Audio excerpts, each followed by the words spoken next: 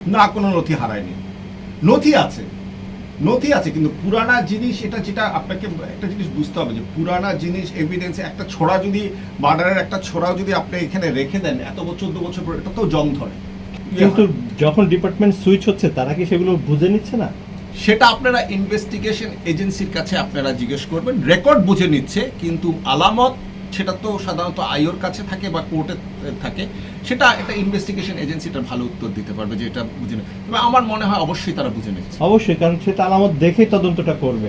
আমি পুড়েছে সেটা বলিনি আপনাকে, আমি যেটা বলেছি পুড়েছে সেই কথাটা আমি কখনো পুড়লে তাহলে ইনভেস্টিগেশন গায়েব হয়েছে, মানে এটাই না না, ডিবি অফিসে অনেক গায়েবের প্রশ্ন, গায়েব শব্দটা আমি ব্যবহার করিনি।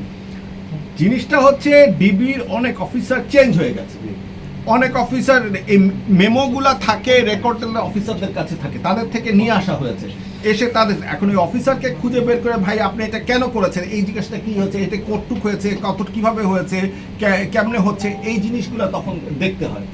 সো এই অফিসারগুলোকে ট্রেস আউট করে নিয়ে এসে ওনাদের সাথে কথা বলে ওনাদের সাথে সব কিছু করে কাজ করতে, এর জন্য সময় লাগছে জিনিসটা।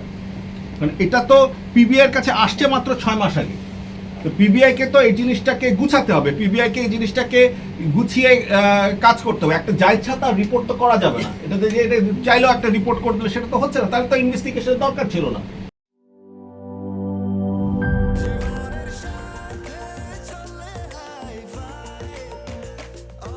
স্বাস্থ্যকর অল টাইম, সব সময় অল টাইম হেলদি লাইফ।